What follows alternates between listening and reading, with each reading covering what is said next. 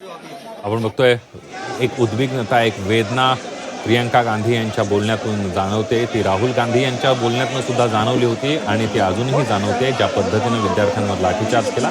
एकीकडे नीटचा paper leak झालेला आहे, शिक्षण मंत्र्यांचा राजीनामा विद्यार्थी मागतायत, विद्यार्थी रस्त्यावर उतरल्यात आणि मात्र या विद्यार्थ्यांना जो अमानुष लाठीचार्ज करण्यात आला त्यावरून राहुल गांधी यांनी वेदना व्यक्त केलेल्या होत्या. प्रियंका गांधी यांनी सुद्धा आपल्या वेदना व्यक्त केल्याचं पाहायला मिळालं. आणि याविषयीच अधिक माहितीसाठी जाऊया थेट दिल्लीला. आपल्या प्रतिनिधी मनश्री पाठक आपल्या सोबत आहेत. मनश्री, आपण बघतोय राहुल गांधी आणि इंडिया आघाडीच्या खासदारांनी गांधीजींच्या स्मृतीस्थळी जाऊन गांधीजींना अभिवादन केलेलं आहे. मात्र राहुल गांधी असतील, प्रियंका गांधी असतील, काँग्रेसचे सगळे नेते असतील, इंडिया आघाडीचे सगळे नेते असतील, यांचं एकच म्हणणं आहे की सरकार घाबरलंय. मनश्री,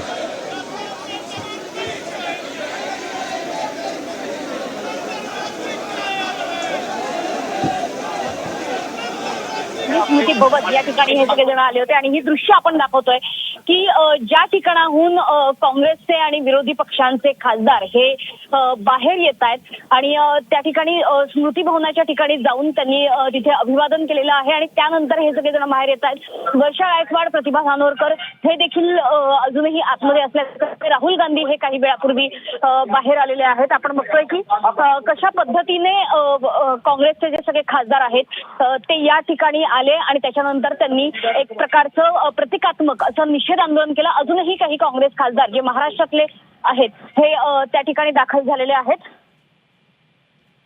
आणि ही सगळी दृश्य खरं तर आपण दाखवतो आहोत की कशा पद्धतीने काँग्रेसचे आणि इतर जे विरोधी पक्षांचे खासदार आहेत ते आता बाहेर येत आहेत आणि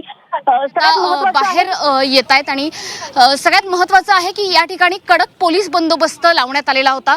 पलीकडे जर आपण बघितलं, आपण चालत जाऊन त्यांच्यापर्यंत पोहोचण्याचा प्रयत्न करतो आहोत की पलीकडे जर आपण बघितलं तर इकडे वर्षा गायकवाड आणि प्रतिभा धानोरकर या देखील आहे. वर्षाताई, आज काँग्रेसकडनं आणि एकंदरीतच विरोधी पक्षांकडनं या ठिकाणी गांधी स्मृती स्थळाच्या ठिकाणी तुम्ही आलात. एक प्रतिकात्मक अशा पद्धतीचं खरं तर देशभर आंदोलनं सुरू आहेत, मात्र काँग्रेसकडून सुद्धा एक ठाम भूमिका आता घेतली जाते. काँग्रेस पहिल्यापासूनच ठाम भूमिकेमध्ये आहे. पहिल्यापासूनच आम्ही विद्यार्थ्यांच्या या बरोबर आहोत. आपण बघत आहोत की पूर्ण देशभरामध्ये आज जे आहे ते तरुण युवा आपल्या ह्या देशाचं भविष्य जे आहे ते आज रस्त्यावर उतरलेले आणि लढाई लढण्याचं काम करते.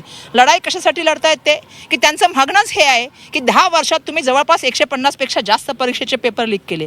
परीक्षेवर चर्चा करणारे देशाचे प्राईम मिनिस्टर आपल्याला माहिती आहे की पेपर लीक झाल्यानंतर एक शब्द बोलत नाहीत, संसदेमध्ये येत नाहीत, संसदेमध्ये भेटत नाहीत, बोलत नाहीत आणि विद्यार्थ्यांनी सातत्याने आपण बघतोय की मोठ्या प्रमाणामध्ये ज्या वेळा तरुणाई रस्त्यावरती आहेत त्यावेळी त्यांच्या विरोधात काय करतात, त्या ठिकाणी लाठीकाठीचा वापर केला जातो. मोठ्या प्रमाणामध्ये अश्रुधुराच्या नळ्या वापरल्या जातात. मुलींशी काय वर्तन झालं, महिला खासदारांशी काय वर्तन झालं याच्याबद्दल बोलू पण शकत नाही आम्ही. ही परिस्थिती का निर्माण झाली? राजीनामा नको द्यायला? जबाबदारी घ्यायची नाही, फक्त चर्चा करायच्या? त्यांनी जबाबदारी घेतली पाहिजे. आमचं म्हणणं आहे आम्ही त्याच वेळेला चर्चा करणार ज्या वेळेला धर्मेंद्र प्रधान यांचा राजीनामा घेतला जाईल. ही मुलांची मागणी आहे आणि मागणी पूर्ण रास्त आहे. ज्यांनी लाठ्या काट्या लावल्या त्या ठिकाणी अश्रुधुरा वाहिली, त्यांनी अमित शहानी राजीनामा दिला पाहिजे, ही आमची मागणी आहे. तुम्ही आपल्या युवकांवरती मारता, देशाच्या कोण आहेत ते? तुम्ही काय त्यांना नावं देता वेगळी? प्रत्येक वेळेला तुम्ही त्या ठिकाणी हे करण्याचं काम करता, विषयाला वेगळं देण्याचं काम करता. यावेळी होणार नाही. ह्या देशाचा युवा यासाठी उतरलेला आहे की त्याला न्याय पाहिजे आणि त्याला न्याय देपर्यंत रस्त्यापासून ते संसदपर्यंत त्यांचा आवाज बनण्याचं काम आम्ही करणार आहे. आणि अशा तऱ्हेने हे दबाव यंत्र वापरलं जातं ना. इंटरनेट बंद करून आज पोलीस किती पाठवलेत बघा. तुम्ही सीपी बघा, सीपी पूर्ण बंद केलेले आहेत, दुकानं बंद आहेत. जंतर मंतरकडे जाणारे जे रस्ते आहेत त्या ठिकाणी कडेकोट बंदोबस्त लावला. कॅनॉट प्लेस सारखी जागा असेल तिथली दुकानं बंद झाली. तुम्ही म्हणताय की इंटरनेट सुद्धा बंद करण्यात आलेलं आहे.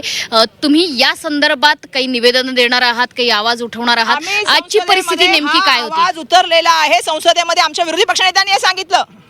आज तुम्ही प्रियंकाजींचं पण वक्तव्य ऐका, आदरणीय नेते आमच्या. सातत्याने आम्ही सांगतो, तुम्ही सुद्धा बघा तुमचे स्वतःचे मोबाईल चालू आहे का इंटरनेट? काय दबाव यंत्र लावलं यांनी? दुकानं बंद केलेत, जमावबंदीचं केलेलं आहे. खासदार गाडीतून जाते तर खासदारांच्या गाड्या अलाउड नाही जायला? असं कुठलं राज्य चालू आहे? देश कुठला चालू आहे? राज्य अमित शहाना विचारायचं आहे मला, तुम्ही विद्यार्थ्यांवर अन्याय करता, तुम्ही आता खासदारांना बंद करताय, काय चाललंय या देशामध्ये? तुम्ही मगाशी उल्लेख केलात की महिला खासदारांना सुद्धा अडवण्यात आलं, नेमका काय अनुभव? तुम्ही देखील सांगा. महिला खासदारांना फक्त अडवाचा विषय नाही. त्या दिवशी आम्ही जेव्हा PM हाऊसच्या समोर बसलो होतो, अक्षरशः वर्षाताई, आम्ही, ज्ञानीबेन, आम्ही सगळ्या महिला असताना पोलिसांनी आम्हाला देखील मारलं. म्हणजे आम्ही स्वतः सांगितलं की बाबा या संसदेचे आम्ही सांसद आहोत, तरी पण त्यांनी तो विचार केला नाही. कशा पद्धतीचे व्हिडिओ सगळ्या मुलींची येतात. म्हणजे खरं तर एक महिला खासदार म्हणून आम्हाला देखील लाज वाटते की अशा पद्धतीचे अत्याचार सगळे या मुलींवरती होता. आता हा विषय कोण्या पक्षापुरता किंवा कोण्या खासदारापुरता, आमदारापुरता मर्यादित राहिलेला नाही. हा देशभरातील सगळ्या युवकांचा विषय झाला. आणि जोपर्यंत या तरुणांना न्याय मिळणार नाही, आपण बघितलं असेल कसं देशव्यापी हे आंदोलन होताना दिसत आहे. प्रामुख्यानं हरियाणातील असतील, बिहारमधले असतील, लागून असलेल्या पंजाबमधील सगळे कॉलेजमधले, मुंबईत प्रत्येक जिल्ह्यात हा उद्रेक आपल्याला उफाडून आलेला दिसत आहे. म्हणून त्याच्यामुळे आता जोपर्यंत धर्मेंद्र प्रधानांचा राजीनामा या ठिकाणी होणार नाही तोपर्यंत हा उद्रेक थांबणार नाही. ताई, तुम्ही मुंबई काँग्रेसच्या देखील अध्यक्ष आहात. मुंबईमध्ये सुद्धा ठिकठिकाणी आंदोलनं सुरू आहेत. वेगवेगळ्या ठिकाणी खरं तर 26 तारखेला मोठ्या आंदोलनाची हाक दिलेली आहे ठाकरे बंधूंनी. काँग्रेस सहभागी होणार का यामध्ये? आणि ज्या पद्धतीने काँग्रेस दिल्लीमध्ये आंदोलन करताना तुम्ही बघितलं, आज महाविकास आघाडीचं आंदोलन होतं. पहिल्यांदा आमचे नेते आदरणीय राहुल गांधीजी यांच्या निवासस्थानी बैठक झाली. त्याच्यानंतर आता आम्ही महात्मा गांधीजींच्या या ठिकाणी आलेलो आहोत. बरोबर आहे. आम्ही या ठिकाणी नतमस्तक यासाठी झालेलो आहे की जे हिंसक आंदोलन झालं त्याला हा उत्तर जर कशाने द्यायचं असेल तर अहिंसेने द्यायचं आहे. आज आम्ही महात्मा गांधीजींसमोर निर्धार करून निघालेलो आहे. जोपर्यंत धर्मेंद्र प्रधान यांचा राजीनामा घेणार नाही तोपर्यंत ही लढाई लढण्याचं काम आम्ही करणार. आणि ताईंनी सांगितल्याप्रमाणे ही लढाई कुठल्या पक्षाची नाही आहे, ही देशांच्या युवकांची लढाई आहे. आणि तुम्हाला समजायला पाहिजे की एवढा लाखो हजारोच्या संख्येने विद्यार्थी, करोडोच्या संख्येने विद्यार्थी जागे जागे होत आहेत उभे. आज असा देशाचा एक हिस्सा सांगा ज्या ठिकाणी मुलं नाही आहेत. का उतरतायत ती? न्याय मागतायत ती, कोणाकडे मागतायत? आणि देशाचे पंतप्रधान गप्पा बसलेत, उत्तर देत नाहीत. तुम्ही म्हणता जबाबदारी घेणार नाही. फक्त परीक्षेवर चर्चा करणार, परीक्षेच्या लिखी पेपरवर चर्चा नाही करणार.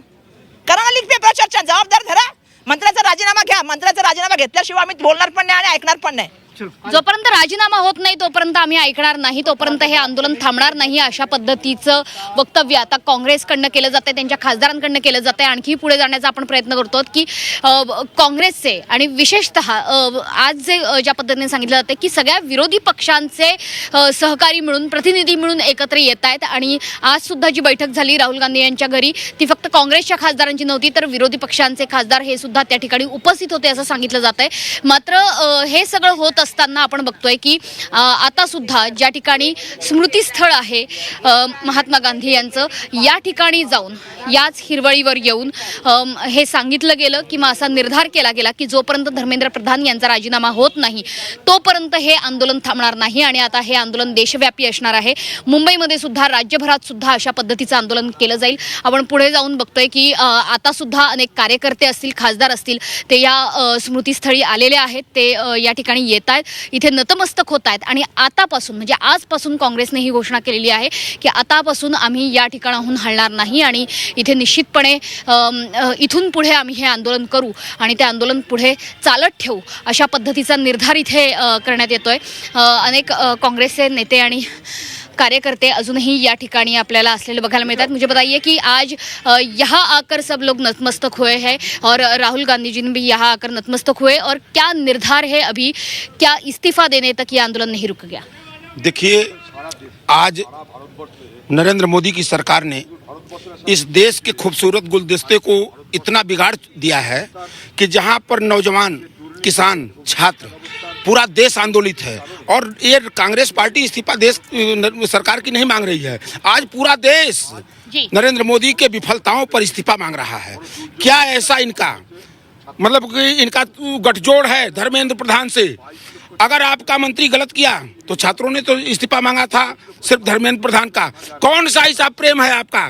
कौन क्या ऐसा छुपाना चाहते हैं? और आप धर्मेंद्र प्रधान मिलकर जो देश से उसके हिसाब से आज ये देश का नौजवान काँग्रेस पार्टी. आपण बघतोय की 30 जानेवारी मार्ग हे ते स्थळ आहे, गांधी स्मृती शहीद स्थळ. याच ठिकाणी येऊन काँग्रेसचे खासदार आणि अन्य विरोधक हे येऊन नतमस्तक झाले. आणि इथूनच आता निर्धार केला जातोय की जोपर्यंत धर्मेंद्र प्रधान यांचा राजीनामा होत नाही तोपर्यंत आता हे आंदोलन थांबणार नाही. राज्यव्यापीच नाही तर देशव्यापी अशा पद्धतीचं आंदोलन उभं राहील. आणि अर्थातच आतापर्यंत हे आंदोलन विद्यार्थ्यांचा चेहरा घेऊन पुढे येत होतं. आता राजकीय पक्ष हे सुद्धा यामध्ये उतरत आहेत, विशेषत्वाने काँग्रेस उतरते आहे. त्याच्यामुळे निश्चितपणे आता इथून पुढे देशाच्या राजकारणाची आणि अर्थातच या आंदोलनाची आणि दिशा नेमकी काय असणार आहे हे या ठिकाणाहून पुढे आपल्याला बघायला मिळेल. अगदी मनश्री, या दिल्लीतल्या सगळ्या घडामोडींवर लक्ष ठेवून राहा, वेळोवेळी त्याचे अपडेट तुमच्याकडून जाणून घेणार आहोत. तुर्तास धन्यवाद दिलेल्या सविस्तर माहितीबद्दल.